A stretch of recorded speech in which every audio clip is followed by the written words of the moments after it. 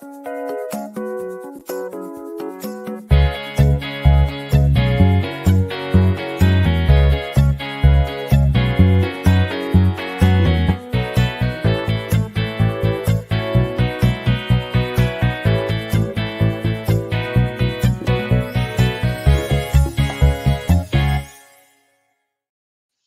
morning, everyone. It is December 19th, Tuesday, December 19th. The year is 2023. Only a few more days, really, left of 2023. Yeah, we're almost to a new year. We're almost to Christmas. That's where I am. Welcome to the Mindful Moment. I'm Dr. Jonathan Zenz. I am the spiritual leader here at Unity of Tucson. Unity of Tucson is an inclusive and loving spiritual center right here in the heart of the Sonoran Desert, Tucson, Arizona, my hometown. Love being from this magnificent, magnificent part of the world. And the Mindful Moment is an opportunity we take every single weekday to engage in spiritual practice. And what is that spiritual practice? Well, I talk about a spiritual idea, and then we engage in the practice of affirmative prayer. At least I engage in it, and you get to be part of that. I invite you to be part of that. Whether you're watching live or on the replay, I would love for you to post a comment and let me know that you are here as those comments come in. I want to tell you about why I do this every single weekday. I do this because it's a call to me to maintain consistency in my own spiritual practice. And so I share that with you because what I have found is that consistency in my practice has enhanced the quality of my life. And so I'm here to enhance the quality of my life. And I believe and trust that you get to decide what you believe, but I believe and trust that this practice also is an enhancement to the quality of your life. So let's see who's checking in so far. Sherry, beautiful day to all. Grateful to see you as always, Sherry, over there on Facebook. Roberta, good morning to you all. Grateful to see you there on YouTube. William, good morning to all the beautiful peeps out there. Reverend Jerry, a terrific Tuesday to all. Yes, indeed. I do want to offer my reminder. It is a consistent and constant reminder. And I also find that consistency in this reminder is beneficial for me. So I'm offering it to you. Here's the reminder. You are love. You are light. You are life. You are magnificent. And I am so grateful that you shine your light and share your magnificence. Thank you for doing that. Today, a couple of things have come up for me. I talked a bit about gentleness yesterday, and it was actually a follow through on essentially what the homework was that I gave at the completion of my message on Sunday. And if you are not familiar, although everybody who's here I know is familiar, but if you're not familiar and you're watching this, every Sunday at the completion of my Sunday message during our service, I give homework. And that homework is my encouragement to each and every one of us to put the spiritual tools we teach to practical use by saying, here's something specific that you can work on this week. And by engaging in the practice, again, it's encouraging consistency so that we can enhance the quality of our lives. I don't think there's any point of my being in the role that I'm in unless we're working together to enhance the quality of all of our lives and enhance the quality of experience for the entire world. I have a drive to encourage and experience that.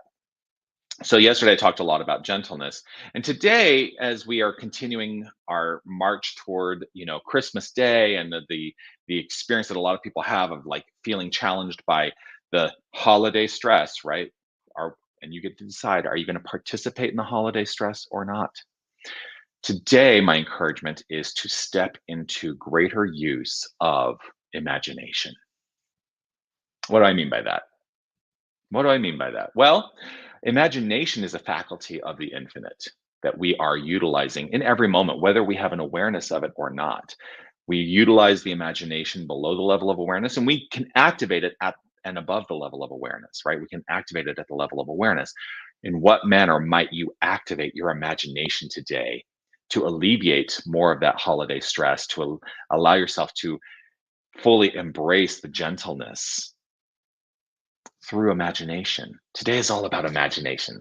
What are the possibilities? That's what I love to think about when it comes to imagination. What are the possibilities for how things might unfold? Because I'm planting the seeds for those possibilities right here and right now in this moment.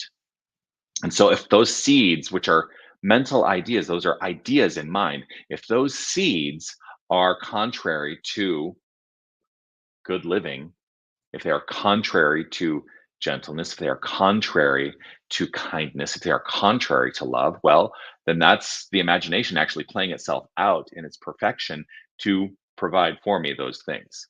So, in what way might you activate your imagination today purposefully to allow that kindness and generosity and gentleness? And it doesn't have to be, we're not in competition. Here's one of the things that I think is a holiday stressor. And I'm going to encourage us all to let go of this notion. You know, do you ever find yourself in competition to like give the best gift? I don't do this anymore. And I'm imagining that those of you who are here, you don't do this anymore either. But it's not a competition. If we are giving from the heart, because this is a season of giving, if we are giving from the heart, if we are giving from love, and also opening up to the capacity to receive with a heart full of love, because any place you kink the flow, you are stopping the circulation of the good. If we are giving and receiving and maintaining that consistency and currency, allowing ourselves to be in the flow of it, imagine what the possibilities are. And we don't need to be in competition. Let's be in cooperation for maintaining the flow of good. So there's a lot going on in that. I know there's a lot happening for me today in the expression of, these spiritual ideas. So yeah, that's really what's on my mind. Take a breath. Just take a breath.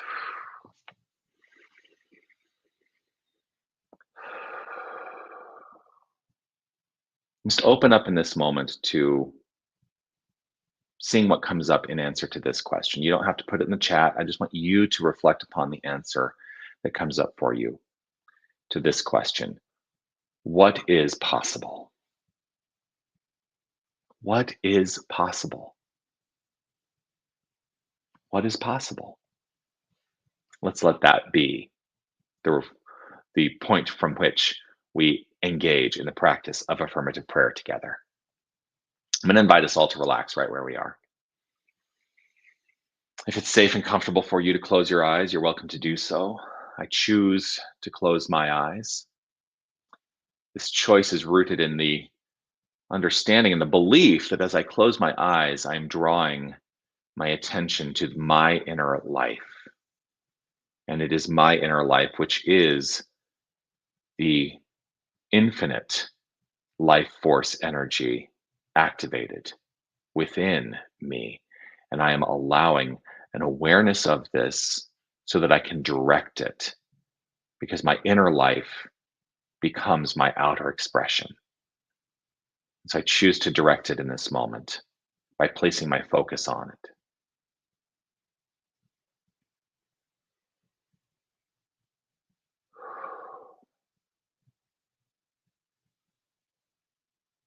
Right here in this moment, I am rooted in the assurance that there is only one infinite power and presence.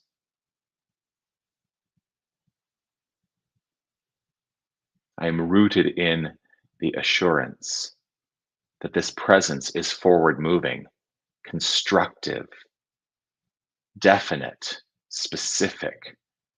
It is perfection unfolding, and it is unfolding as all that is. Everything that is the construct, the expression of this magnificent power and presence impressing upon itself for the purposes of creation. And I align my understanding that this is the definition for me of love. And so, this power, this presence, I call it love. Just as easily as I might call it God, I recognize and know it as love. And there is nothing separate from it. We are, each and every one of us, the magnificent expression of love, of God upon itself, from itself, letting itself be known as all that is. We are the light. This is our identity. We are the love. This is our identity. We are the infinite life force presence expressing by means of us. And so, knowing that there is no separation, there is only God, and that this is who we are, our core identity, I trust in the unfoldment of this good through the utilization of imagination and asking the question, what is possible? What is possible? What is possible? And being open to unlimited ideas flowing forth into expression. I needn't limit anything in mind or in heart. I open up to the unlimited. I open up to the infinite here and now and know that expression, the expression of the divine by means of me and my life and by means of the lives of each and every one of us is a good thing. And so I welcome the flow of good. I welcome the flow of light. I welcome the flow of this magnificence. This magnificence is demonstrating itself in glorious ways, always, no matter what. And I choose to welcome and accept the presence, seeing the presence in all creation. And so, in seeing the presence in all creation, I know the presence is perfection. I accept it, I trust it, I know it.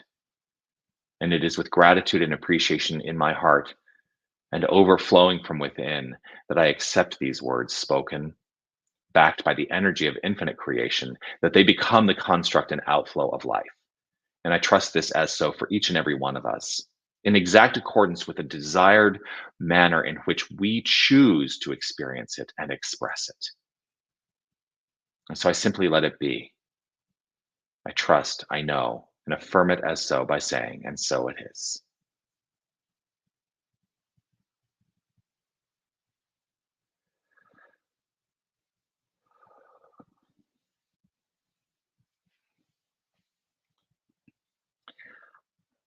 I love praying.